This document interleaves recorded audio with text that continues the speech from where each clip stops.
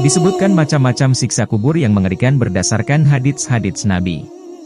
1. Dipukul dengan palu besi, dan seorang kafir jika telah diletakkan dalam kuburnya, maka seorang malaikat akan datang kepadanya seraya menghardiknya, lalu malaikat itu bertanya, "Siapa yang kamu sembah?" Laki-laki itu menjawab, "Aku tidak tahu." Lalu dikatakan kepadanya, "Engkau tidak tahu tapi tidak mau membaca?"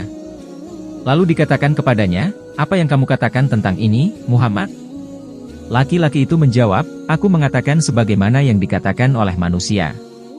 Malaikat itu lalu memukulnya dengan palu besi antara dua telinganya hingga ia melolong dan menjerit kesakitan dengan jeritan yang dapat didengar oleh semua makhluk kecuali jin dan manusia.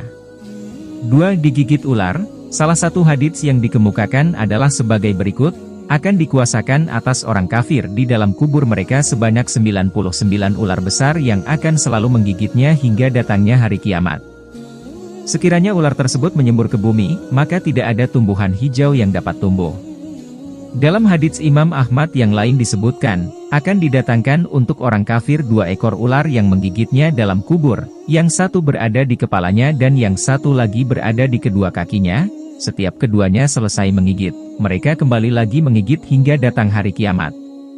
3. Besi, batu dan api. Siksa ketiga, mulut dimasukkan besi, kepalanya dihancurkan dengan batu, dibakar dengan api, dan berada di tengah sungai darah. Rasanya kita tidak sanggup membayangkan seperti apa pedihnya siksa kubur. Dalam hadits Bukhari yang sangat panjang, disebutkan bahwa orang yang mulutnya ditusuk dengan besi adalah yang suka berdusta dan berbohong. Orang yang dipecahkan kepalanya adalah yang mengerti Al-Quran tapi tidak mengamalkannya. Sedangkan yang dibakar dalam kuburnya adalah para pesina. Adapun orang yang siksaannya berada di tengah sungai yang berisi darah adalah orang yang memakan riba. 4. Sempit dan terhimpit. Siksa keempat, kuburan dihimpit atau disempitkan.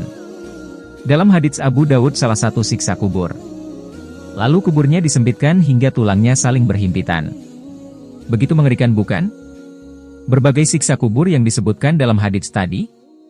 Oleh karena itu, hal terbaik yang dilakukan adalah mempersiapkan diri untuk menyiapkan bekal mati. Di samping itu, tidak melupakan doa ini.